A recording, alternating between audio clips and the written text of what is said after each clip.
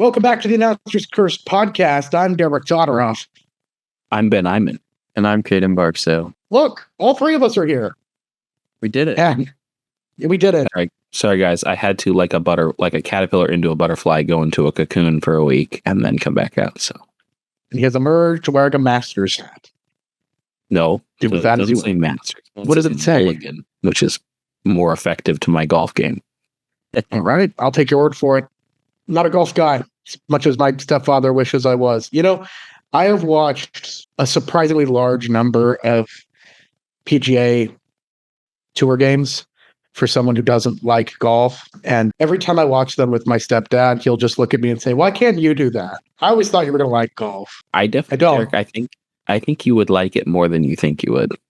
I've tried golf. It's not a fun sport to me. I should emphasize. It's not necessarily always the sport that's the fun part. It's the going out with people and it's the ambiance of it. You know what I mean? Why do I need to do golf to do that? I can just go out with people if I want to go out with people. I don't need but golf you're also to do that. enjoying nature and it's a So group go on a activity. hike, walk around a lake. What? it's it's Go to the peaceful. beach. You can drink. I can drink at the beach. I mean, sure, you could, but then you're not. Yeah, I think you'd like it more than you realize. You'll get there. You're young. You'll get there. And according to most people who see me, are you offering to take me golfing? Is that what you're offering? Absolutely. I'll take you out to Blue Boy. On ACP goes golfing. yes, That's a great vlog. I like filming. By the way, I'm horrendous at the game. Like I'm no good at it. I feel like I will be too. I haven't been in since like middle school. I actually think you have a much better chance than either of the two of us, Caden. Like you, the hand-eye coordination goes pretty far. Do have good baseball swing. I take it that Ben has proven that he's not very good. I have famously abysmal depth perception, so I have very little faith. But I'm like a cool 100 strokes on the par 3 course. look, man, I got 108 playing miniature golf one time, which was, if I remember correctly, 47 above par. Wow. Now, part of that, admittedly, was because I got angry at a bush that had subsumed my ball. And instead of taking the 2-stroke penalty to get it out of the bush, I swung and I counted the number of times I made contact with the ball in any form or fashion, 27 times before I cleared it out of the bush. Okay. That being said, I was still like 20 above the par without that. I have never played mini golf and taken a stroke penalty to get it out of the bush. I just reached my hand in, put it back on the course. Like, well, I'm a rule follower. I played the game as the game was written. I don't think that's written in mini golf. Assumably, I thought that's how the game worked. They're playing full on PGA. Is it Andy Cass? Anyway, it was a full weekend of motorsports this last weekend. There is so much to dive into, so I guess we can table the golf conversation and come back to it now. Hopefully that'll do some numbers on the shorts. Stay tuned for the golf vlog. Where do you guys want to start? I guess is there any desire to start somewhere? Should we just start in Wenatchee? Sure. We want to start in Wenatchee? Cool. Sure, I'm fine with that. I did not end up going to Wenatchee, contrary to what I had been telling people. I decided that I needed a weekend where I didn't get in my car. That was nice, but I did watch the race. It was part of my all-day Saturday watching various forms of racing on my television. I don't want to be critical. I don't want to be overly critical. It was not an enjoyable race to watch. And I'm admittedly not the biggest fan of Wenatchee as a racetrack. I find it to be very limiting. It reminds me a lot of the Evergreen Speedway Figure 8 course. And for those of you who know a lot about that course, that'll make a lot of sense. There's one lane, and if you want to use a different lane, or you have to be significantly faster, or you can move the car out of the way in front of you. Or the secret third option, as we discovered with this race in Wenatchee, you can hope for penalties on restarts. Yeah, this was, look, I messaged with Cars Tour Northwest inaugural winner Thomas Stanford before the race and kind of took in what he had to say. And, he was just telling me this is going to be real short track racing.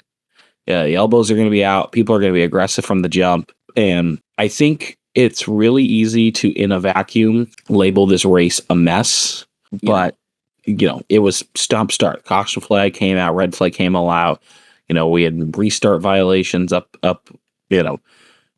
multiple restart violations, which I think we will get into the restart violations here in a moment. I think there's a fair conversation to have there, kind of what that all looks like. But I think it was really easy. It's really easy to sit here as a Monday morning quarterback and go, wow, that was, a mess. But I think if you put it into perspective, and I'm going to reference the Cars Tour at Wake County a few weeks ago, that at a quarter-mile racetrack had its own problems of mess with drivers monster trucking each other and passing the limit and other, cars hitting the wall to the point where, to the point where you had cars running out of fuel on a quarter mile. And, what happened at, this weekend at Wenatchee? Well, at lap 60, they threw a caution, or was it lap 95? Lap 95, they threw a caution so teams could refuel, because they were worried about that, because we had spent so much time under caution that they chose to give teams a break to come out and fuel the race cars. So I think in a vacuum, it's really easy to go, wow, that was, so much, and, at times too much, clearly. But I don't think that is fair to put on the series. I think that is fair to put on what a quarter mile racetrack can provide. I think, again, I'm not trying to get around, Derek. It is. And I'm not trying to be critical here, or overly critical, as I keep saying. But I do think it is because this thing that the series needs to reckon with. That being said, it's not only a Cars Northwest issue. Everyone has had trouble with restarts over the years. Everybody. NASCAR has had 1,000 controversies about it. It's not me saying, oh, they messed up this time, they'll never be good again. There's no way they can ever improve. But it is me saying they messed up this time. The call we were told, at least on the Flow broadcast, maybe it was different over the driver radio. Call we were told is Cole Raz was removed from his restart position because he beat the leader to the line. Because we were told. I watched the replay showed he did by a couple of inches. I watched Keelan Harvick twice jump by half a car length, beat the leader to the line. Regardless of anything else, that happened. And at least for the fan, for the person back at home watching the Flow broadcast, which is all I can attest to, I don't have the audio that these drivers have. I'm not tuned into the officials' channels. It looked like a double standard. And that, again, is not a critique on the series completely. Everybody has had these problems. It just happened to be with one of the most prominent names at both moments. A guy in the Northwest is very successful, and the guy coming up and being an out-of-towner. That's racing. Don't get me wrong. That is how this sport goes. And I think that, unfortunately, for the series, that's what's going to be remembered from this race. I hope it's not. I'd much rather highlight Alan Kress. Alan Kress, who's in a Joe's Racing Products chassis. Alan Kress, who's got a Matt Barrett car under him, who's got crew chiefing from Trevor Christiani behind him. This is a who's who behind this car. A chassis from kind of the Evergreen sector, a team from the South Sound sector, and one of the best car chiefs on the East Side. It come together to build this race-winning machine, and that's what the story should be. I really wish that's all the story was. That, and yeah, we can throw in, rough day, mechanical failures for Thomas Stanford. Hayden Blybon gets into it early, just in a little racing incident. That's fine. That's points implications. That's what comes with points racing. But when all is said and done, I'm really concerned that we're going to be looking at all the restart controversy and not at Alan Kress. And my source for that is that's already what's happening on some social medias. Yeah. Can I read you guys the rules written? Yes. So straight out of the Cars Tour Northwest rule book. I pulled it off the Cars Tour West website. It reads as the following. All starts and restarts are double file. Upon the start or restart, drivers must maintain their position, lane, and speed until the start or restart has occurred. Drivers must remain in line until crossing the start-finish line. Okay? So It's not just the restart box. You got to come with them through the line. At the race director's discretion, a single file restart or restart may be directed as unsuccessful attempts at a double file restart. The designated restart zone will be clearly marked and the position made known during the driver's meeting. Then it says, on the initial start, the driver in P1 starts the race within the designated zone. The starter will display the green flag once the driver in P1 starts the race. On the initial start, position number 2 cannot beat position number 1 to the start-finish line. So, on the green flag, with the rule, in the race. With the rule as written there, the wrongful decision was against Cole Rass, not against Keelan Harvick as a no call. The call was the wrong choice. That's interesting. As written. That's the other part is on all restarts, the race leader will control the restart. The restart can occur anywhere in the designated zone. The starter will display the green flag once the leader has restarted the race. If the control car fails to restart within the designated restart zone, the starter will display the green flag and restart the race. I will say, that being said, the restart zone was tiny. That is one of the critiques I do properly have for this race, is that the restart zone was maybe a car. If you're inside a car. It was definitely kind of small, and that definitely, I think, made it tough at times. I think, I need like a lot of clarification, and I will say this, there is a Cars Tour Northwest Prolate breakdown this week, the Zoom call with the officials, and that's an open invite for teams. And I'm going to see if I can smuggle my way in there and kind of hear what's going on. But so that is also going on. So they want to hear from teams and they want to kind of discuss this. I think another driver who got it kind of hard lucked by it is Casey Klein, because I think his penalty came from, what I've heard, his penalty came from the fact that he restarted before the zone. And I will say about Casey Klein, the reason I did not bring him up, although he has been the one I've seen talked about on social media, is I had no idea while I was watching, and no shade against Tommy Mason or Greg Rentz, the announcers on the broadcast. They also seemed to have no idea why Casey Klein was going to the back. Yeah, so I didn't speak on that. That is what I heard from someone post race, was just that was the penalties. He accelerated before turn 3 and therefore before the zone and got penalized for it. I think the talk back, breakdown, whatever you want to call it, is a really great move from the series. I think that's a great step in the right direction to build that trust. And I want the Cars Tour here on the West Coast to succeed 100%. And I think that's a step in the right direction. With that, before we head to the national scene, Ben, you want to talk us through what happened at Evergreen this weekend? A figure eight mania, Derek. It was 40 laps for Superstock figure eights and Outlaw figure eights, and things started to heat up before the main event. We got a solid intersection hit in the heat race, which doesn't happen very often, and so lost a couple of Outlaws before we even made it to the main event. But yeah, the races were pretty standard. Quentin Borison monster trucked Jeff Anderson in the Superstock main at one point, and somehow Quentin got his car off the top of Jeff Anderson's and then kept going. Like he was like, "Yeah, I'm fine." He just went back out there. Leave it to the back. But the race ultimately was won by John Carlson, and Guy Litz up on the podium with him in second. So that was great to see for Guy. And he was in a pretty gnarly intersection hit last year and has still really been struggling, I think, physically trying to work back from that. And then Mackenzie Reppin in third. For that, the Outlaws, it was a youthful podium. Ryan Clark won the main event pretty handedly there at the end. It was pretty tight in single file for a while, but at the end of the race, ultimately, kind of had it. Dakota Wilkinson comes home in second, and Nick Holton, I think, as I said on the podium, it's like Odysseus and is finally returning home from his Odyssey, is up on the podium in third. So that made me happy. Fan of all those guys.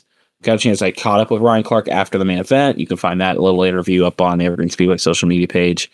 Mini stocks ran, and the highlight of the night was the fact that Lyndon Smith and Zach Bristol got into each other. And Lyndon had to get out of the gas to keep the car pointed in the right direction.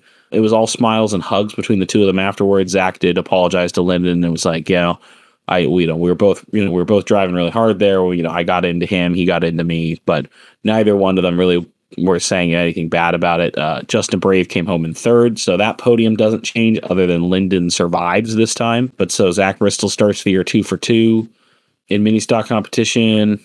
And then Youth Hornets had a couple of main events. Congrats to Sebastian Paulson for winning the Youth Hornet A main. Mason Blodgett got into the wall after only 5 laps. Contact with Katrina Mahoney. Both of them are good, like both physically and both good with each other, which I like to point out. And Taylor Thompson won the B main for the Youth Hornets, so good for them. And then we also had Spec Ranger trucks. They brought 7, which was made the show a lot more interesting. Calvin Miller won that, running for an injured Vic brother. Vintage Mods also came. Steve Woods won. Bart Hector Jr. up on the podium, which was cool. Well, that out of East Side from Afreda. And then Jason Quatso rounded out on 3rd. And so good to see Jason up there. And the other cool thing about it, the video board debuted, which was awesome for us. Oh, yeah. We had live replays in the middle of the event. So now I have someone new shouting in my ear on race day, which was good. But it'll be a fun trivia fact that the first ever video we played was a Spec Ranger truck rollover. So we rolled it over on the ramp. But yeah, the video's nice. A lot more to come with that project. But it's here. It's arrived. It works. There's so many great things to come with that, and I'm excited to see all the possibilities that come with the video board. This coming week, it's kind of a more standard race night. Hornets, Youth Hornets, Stingers, Street Stocks, and Pro Late Models. Expect the Pro Late Model class to grow in car count this weekend. I'm going to cautiously say that because I know it sounds like we have a couple people coming back from the tour who are going to come run this. And so we'll go from there. So Evergreen was fine. I think another thing that's worth noting with Evergreen 2 is Evergreen conducted a legend tire test with the top 3 tires from the week two podium, I believe, or week 1 podium, not one of the podiums. And all 3 came back as expected and as compliant with the rules. So with that info as you will. Yeah, I'll do as you will. So that's worth noting. So yeah, it was a jam-packed weekend. I was trying to keep my eyes on the Cars Tour Northwest as much as I could while also working a race night. It's kind of hard. I have to, I don't know, did they ever post who got like the Hard Luck Award and all that stuff from this weekend? I don't think so. I'm not sure who I'd give it to. And if I'd give it to, Chad, Hayden. I would give it to Chad for the fact that he marched in the top 10 3 times, only to finish like 13th. Yeah. To get spun and another oil drop down. Solid contender. Yeah. Cole would be there's also one. The oil drop down that ended Hayden Plybon's night. Yep. You could do Hayden. You could definitely do Cole. Yeah. I was just curious to see who that actually got that. Thomas Stanford, you could give the Hard Luck Award to for sure. He would have been thereabouts. Evan Getz, you could put up for the Hard Luck Award. Oh yeah. Just my thoughts. I wasn't sure who all was going to get it, but yeah, that was kind of tough. Yeah, I wanted to circle back, say big congratulations to Alan Kress. I met Alan last year for the Cheryl Ogle 121. Just such a nice dude, so kind, and was willing to chat with me for a while about the race. And I remember he unfortunately had mechanical issues in that, and so we didn't get to see him for much of it. But so it was so awesome to get to talk to him then. And so this is awesome. The Barrett Racing team, they work hard to repair these cars and get them ready. We've seen them now at a couple racetracks this year. We've seen them, Dawson at Evergreen in one, and we've seen now Alan Kress at this. And to, for Alan Kress to make this statement, I wanted to drive it, but I want Trevor Christiani crowing, and for Trevor to do it, because I think we talk about like big time late model teams and crews, and I don't think Trevor's name gets brought up necessarily enough. I know he's doing a lot of the national stuff with Casey Klein right now, so maybe we're not seeing him in the Northwest as frequently, but watching the timing boards, like this isn't a fluke. This Alan Kress one isn't like a fluke. He was in the top 10, top 5 on time all weekend long. So this isn't like, cars broke and someone randomly fell into the win. This was a true win for him, and I definitely think he deserves his flowers. And I'm hoping and planning to get a chance to see him out at Evergreen this year, maybe for one of our big 3 late model races. I'm calling them the big 3. They are the big 3 now. There's 3. Everyone forgets about the third one. Everyone forgets about Peggy Schuyler anyway. So so we're hoping to see him out here for something. So starting to work on that. So anyone else like from a finishing order on Wenatchee that you wanted to highlight? I don't have the result right in front of me, but I can pull it up quickly if you want me to. I mean, Ethan Ebert's probably going to assume the points lead. He's the only driver in that top 5 who didn't have trouble. We'll put it mildly over the course of the day. And Ethan also ran it. Him and Keelan came in together a little bit again. So that this time it wasn't. I think both times kind of have felt more like hard racing incidents than something else, but worth noting that happened again. So really, I think that's a wrap on the Northwest, and we take a look at the national NASCAR scene, which brings us to Talladega. And I'm going to start with the race that was the least exciting to watch, where the best part of the entire night was watching the driver who won celebrate. NASCAR Cup Series at Talladega was bad.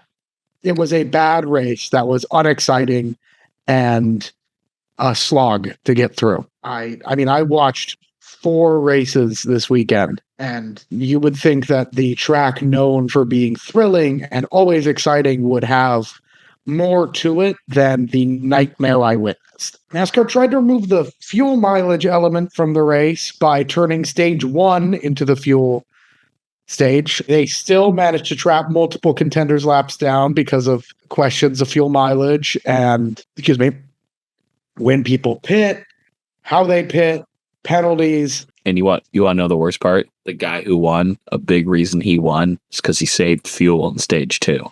Spent less time on pit road coming out for stage 3. Wholly and truly, this race was bad.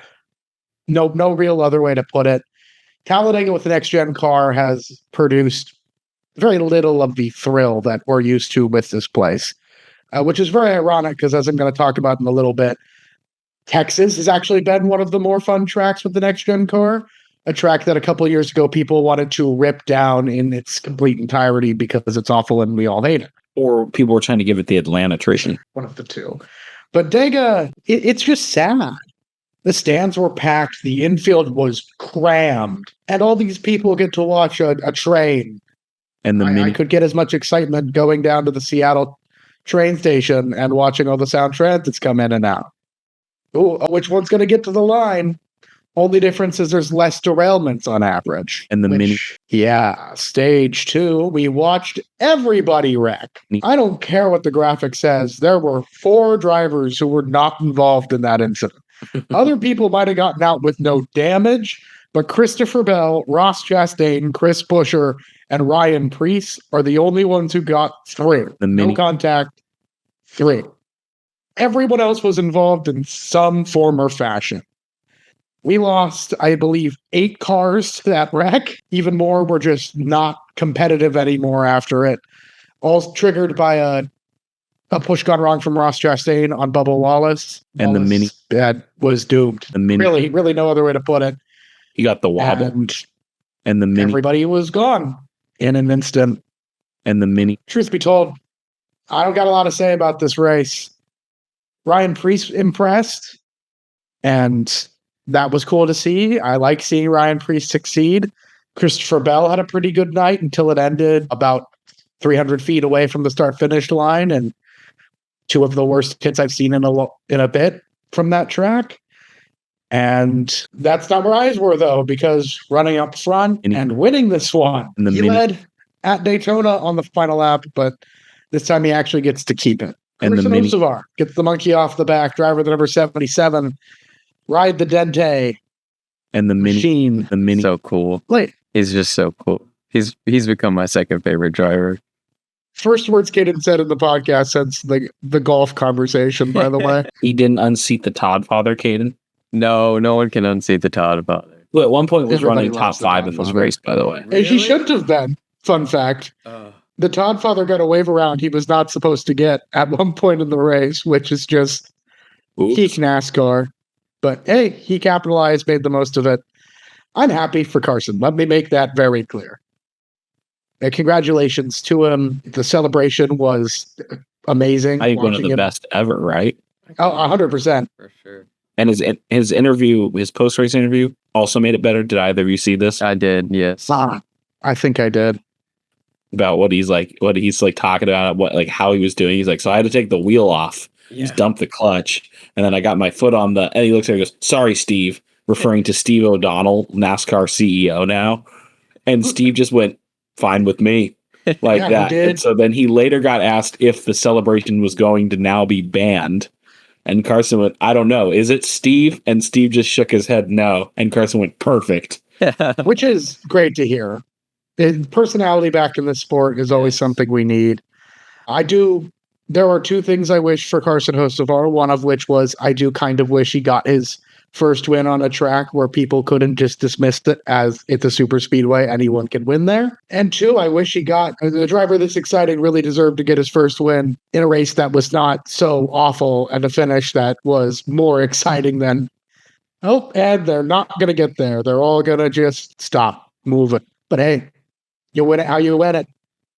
And funnily enough, for those who don't know, Carson Hocevar does not get to call himself the first winner in Spire Motorsports' history because of Justin Haley winning the Coke 400 in 2017, I want to say, for Spire, thanks to a rain-shortened race where he stayed out when everyone else came in. There's your fun Derek fact for the day. Kudos to Carson Hocevar. Congratulations to the driver of the number 77, the whole number 77 team. Hi there, it's the disembodied voice of Derek, one of the voices that you're used to hearing here on the Announcers Christian podcast.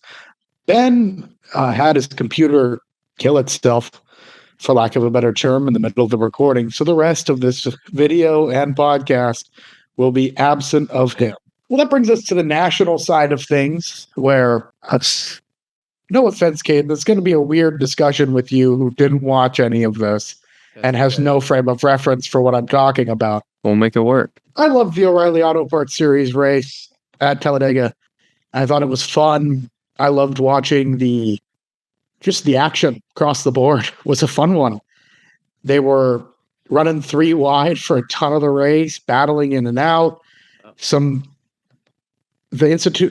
started enforcing a new rule where when you were blending back onto the track, you couldn't do major blocks. They had to enforce that on 2 junior motorsports cars that were knocked out of contention, that were 2 of the best all day. So tough break for Carson Kvapil and Justin Allgaier. But the end of this race was amazing. I mean, my pick for this one was the number 39 of Ryan Seek, who was running pretty well before the turn 4 incident, where just about everybody got wadded up. But it is a first-time winner in the O'Reilly Auto Parts Series as well. Corey Day comes away with it, driving the Hendrick Motorsports number 17, becoming the first driver to win for Hendrick Motorsports in the O'Reilly Auto Parts Series in over 15 years.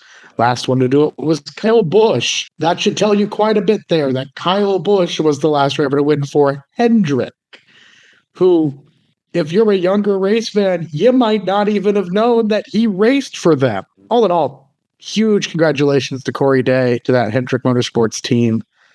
Is a big win for them, and I'm sure they're very excited to keep up the momentum with Corey Day, who right now is seeming to be a gamble that has paid off in spades. How did my pick do of Austin Hill? Austin Hill had a surprisingly tame night for him on a super speedway, coming home 13th. Definitely not the worst pick in the world, but it was weird to see a race where Hill was not the dominant car. That title belonged to Jesse Love, who wasn't able to finish the job, but spent a lot of that day up front, really just got shuffled out by the pack, who I have a feeling recognized, this guy has a good chance to win. Let's get him out of here. Sure. They parted the Red Sea around him, and back goes the number 2.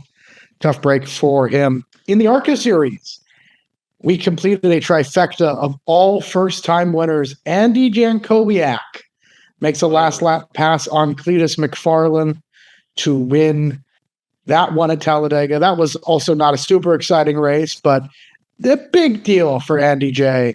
Jankowiak has been racing for a couple of years now in this series, and one of those smaller scale teams with a lot of support from smaller businesses. They don't have the money of a Joe Gibbs, a Pinnacle, a Nitro Motorsports. It's just fun to see. Yeah. To be perfectly honest with you, put a smile on my face. Andy Jankowiak said that he's done this before, was his words in the interview, but he always wakes up afterwards, and just seemed really happy to get it. finally, at long last, the crowd was booing because the crowd seemed very inclined toward Cletus McFarland. Yeah, I wanted to say, what are your thoughts on Cletus McFarland? Just My thoughts. as a race. For those that don't know, did he start as a YouTube personality? Yeah, he's a YouTube personality built kind of on the short track racing world. He owns a racetrack now called Freedom Factory. And I'm not a huge fan of Cletus in other series right now. Like Trucks and O'Reilly, I don't think he should be in them at the moment. But giving himself a chance to prove it in ARCA before he hops into the big leagues, I'm more than okay with. I think that's a net positive for the sport. He brings a lot of attention. And if he's a safe driver, have at it. Yeah, why not? I know a lot of people are frustrated with him going by Cletus McFarland and not his given name of Garrett Mitchell, which, what a stupid thing to be angry about. That being said, like, I'll even add Cletus McFarland is at least a name. His friend going by Squirrel McNutt, I have feelings about, because that's not a name. That's Fireball Roberts. At least he has one regular. The guy goes by Squirrel McNutt. I can't. This is the announcer in me. This isn't the fan in me. The fan in me has no problems with this. The announcer in me is just like, I hate you. Yeah. I hate you with a burning passion. If you're going to go by Squirrel McNutt. Yeah. How am I supposed to take that seriously? What part of me is supposed to say with all seriousness, yeah, here's Squirrel McNutt making a move to the inside. Squirrel McNutt throws a bad block and it wrecks half the field. It doesn't sound good if you're saying Squirrel McNutt pulls away and it'll be his tonight. Or Squirrel McNutt smashes into the wall at 4,000 miles an hour, causing the big one. There's no good way. Again, I don't have a problem with them at ARCA. I think it's great that they're getting ARCA starts. I'd love for them to do some late model stuff as well. That's mostly selfish because I would love to see late models growing as much as ARCA, which is ARCA and not my favorite thing in the world. What do you think they would have to do to get to that level of O'Reilly or Truck Series? What's it going to take? Just a full truck is less. Truck. I think it's a lot less for trucks, but either like one or two full.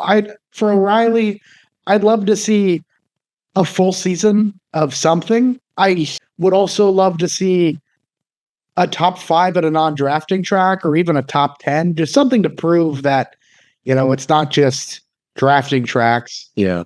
But I mean, at the same time, his goal is the Daytona 500. Fair enough if you're just going to run drafting tracks. I think just time. That's really what it boils down to. A lot of people have compared him to when Helio Castroneves ran the Daytona 500, to which I say that's the stupidest comparison I've ever heard in my life. Cletus McFarland drives Crown Vics at a quarter-mile racetrack he owns.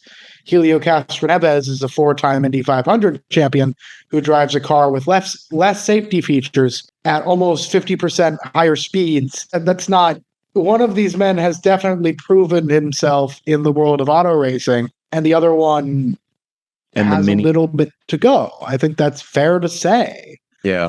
I really think anyone who compares Helio Castroneves to Cletus McFarland is stupid. Like, half the reason NASCAR wants these drivers to complete ARCA races before they're allowed to do anything is to get used to the speeds. Helio Castroneves has gone faster. Yeah. Okay. I don't even know. Is Cletus interested in running at higher series? Yes. Cletus McFarland has stated his goal is to run the Daytona 500. In Cup? Yes. Oh, wow. Okay. Good luck, Cletus. You're also welcome to come on the podcast. Putting that out there. Yeah, Cletus McFarland finishes second, by the way, in this race. Kudos to him. He had a very good run. I think he's well on the path to proving that he should be cleared to run bigger events. He'll be starting Nashville in an RCR car as well. Oh, so hey. What's his team situation? Is it with the RCR? He's got a team. He's got his own team? No. Oh, but... So he's racing with Rhett Jones in the ARCA series, When he raced trucks, he was with Nice Motorsports. And for his select few O'Reilly Auto Parts Series starts, he's racing with Richard Childress Racing, which are, I wouldn't even say aligned. Nice and RCR maybe, but just kind of racing wherever they'll let him. And that's fair. I mean, you want to move up the ranks, it's what you do. Yeah. And I think that my final kind of say on this is Cletus McFarlane is doing the right thing. He's following the procedures as he should. And if he keeps doing that, when NASCAR approves him, I'll have no problems with him being in the Daytona 500 if that's truly what he wants to do. I agree. That's my stance. With that, we wrap up our coverage of NASCAR as a whole. Congratulations to the 3 first-time winners Yes. at Talladega. I do want to briefly mention, shout out to Joey Gase, one of the O'Reilly Auto Parts Series team owners. You might be wondering, why are you shouting out Joey Gase? That would be because this coming week, we're about to make picks for Texas. We are missing pieces. We are missing teams. We're watching teams fold. There will be no Fords whatsoever. That's insane, for the record. And Joey Gase is bringing out another car. I love that. And Gase puts in a lot of effort to make sure that there are always car counts. He's given rides to people. And I think that's a cool thing that Joey Gase does. And I know a lot of people have these thoughts about start and park cars, or I'm not even saying he's a start and parker, but these teams who run near the back and you don't see this big improvement, you never really see them in the top 20, the top 10. They're just as important as everybody else. And that's where a lot of drivers get their first shot. Mm-hmm. And Joey Gase provided that for a lot of people. So he will have 3 of his cars, 35, 55, and 53, all out at Texas. And with that, it's a pretty clean segue into picking the races at Texas. Let's see. Did Ben submit picks since he knew? Not yet. Not seeing them.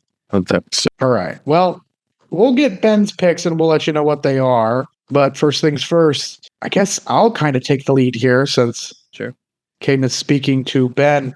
We head to Texas. My pick in the O'Reilly Auto Parts Series, Andy's Custard 340. It's going to be Ryan Sieg again. I know this is a little weird. It's weird to pick a driver with no career wins 3 times to win a race this season, but I did it a bunch with Taylor Gray last year, and then I picked Taylor Gray 3 times this season. He won the 3rd one.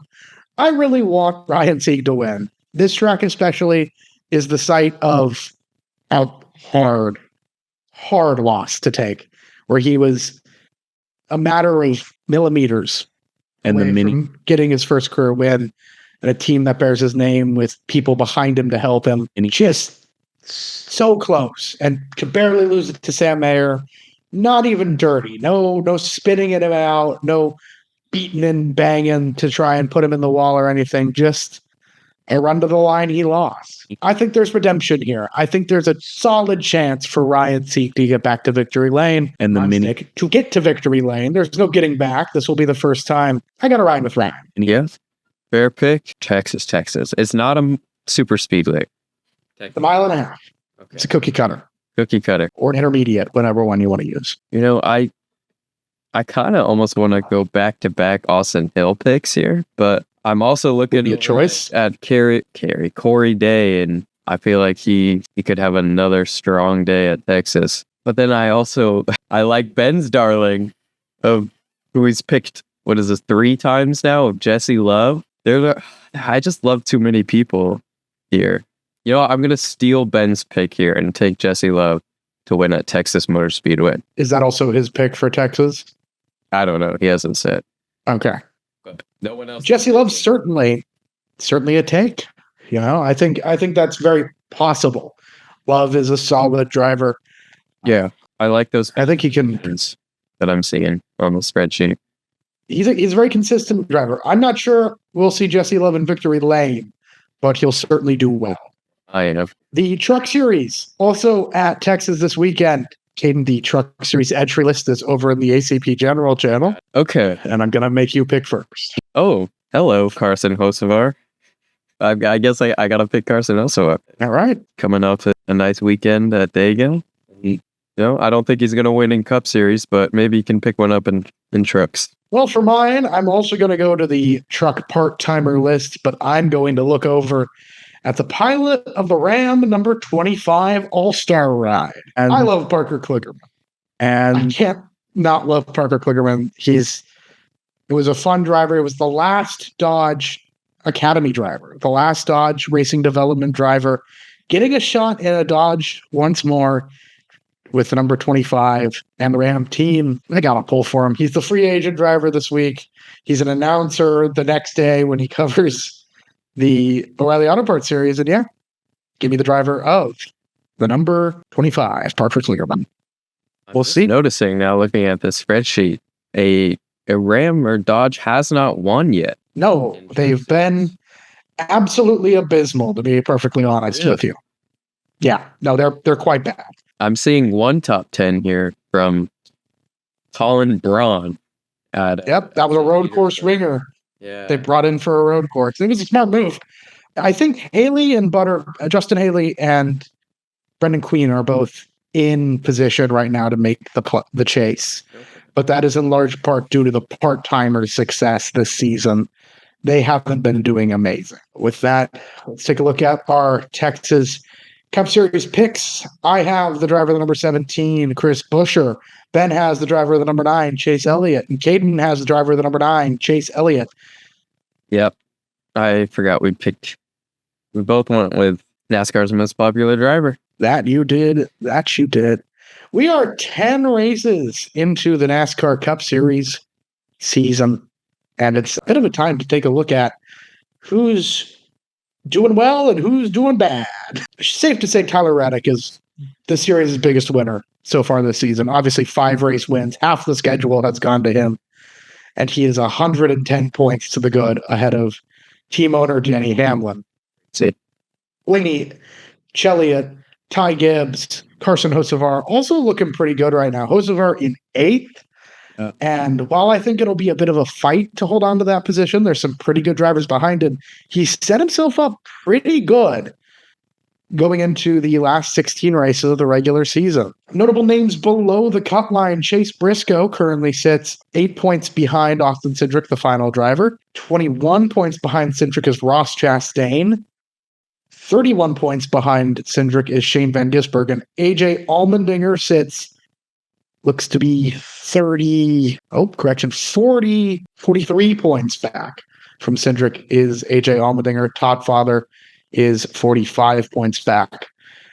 Kyle Busch sits 27th right now. Josh Berry, who made the playoffs last year, sits 28th. John Hunter Nemechek is 31st.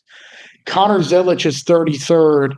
And Alex Bowman, who missed 4 races, is, of course, in the final spot of all the full-time drivers at 36th. Very curious to see how this plays out. We're just getting some breaking news here on the Announcers Curse podcast. Ben is picking Honeycutt for Truck Series. Not a bad move. Caden Honeycutt's had a pretty solid season so far this year. While it hasn't resulted in a win quite yet, one must imagine it is not too long until then. Does he have a pick? And O'Reilly, drumroll please, he's going for Justin Allgaier. Cheap shot, man. Cheap shot. But I can't say anything because I picked him 2 weeks ago. O'Reilly. Well, that will do it for NASCAR. One quick look before we end our episode today. Let's take a look at the NHL standings. Not really standings, but the playoff picture so far. Everybody has played at least 4 games so far. Looks like, 2 teams were swept, with the Carolina Hurricanes winning in 4 and sending the Ottawa Senators packing to Cancun. Colorado Avalanche, number 1 team in the NHL regular season, sends the Kings packing as well. Lightning and the Canadiens have traded games. They're 2-2 between each other, featuring 3 overtime games between them, and what a few people, including myself, are calling the best the best series of the playoffs right now. Another one we expected to be good in the Minnesota Wild and Dallas Stars, also 2-2. Those 2 teams looking equally matched, going blow for blow. And the final 2-2 series belongs to the Golden Knights and the Utah Mammoth. Knights needed a overtime finisher at the day we're recording this, actually, in order to advance or to tie that series as they continue to try and move on. Buffalo leads their series 3-1 over the Bruins. Anaheim leads the series over the Oilers 3-1 after what was a controversial finish to that game. I highly recommend you go and check that one out. It was a thriller as the Ducks try to send home the Oilers, who've made the past 3 Stanley Cups, I believe. Might just be 2, but We'll see. as the Ducks try and send home the defending Western Conference champions, the Edmonton Oilers. The final game that I have not mentioned as of yet, the Pittsburgh Penguins and the Philadelphia Flyers. The Flyers won the first 3 games in the series. Penguins have brought it to 3-2. It is crazy to see those two teams going blow for blow. Sidney Crosby trying to keep his team's hopes alive, and there's a lot of them placing their faith in him. Of course, we filmed this on a Monday night / Tuesday morning, depending on how you want to look at it. As a result, playing today, as we're recording, is the Bruins and Sabres Game 5, Wild and Stars Game 5, and Game 5 between the Ducks and the Oilers. The day that this comes out, you will be able to tune on into the Canadiens and the Lightning Game 5. Sidney Crosby and the Pittsburgh Penguins try and force a Game 7 in Philadelphia. You could tune into that one the day this video goes live, Wednesday, April 29th. And, of course, the Mammoth and the Golden Knights will face off as well. We'll see. That's really where we're at. Oh. We're guaranteed to get Game 6 out of the Canadiens and Lightning and Mammoth and Golden Knights at least. We'll probably get we're getting Game 6 out of Penguins and Flyers, of course. That's what's happening Wednesday.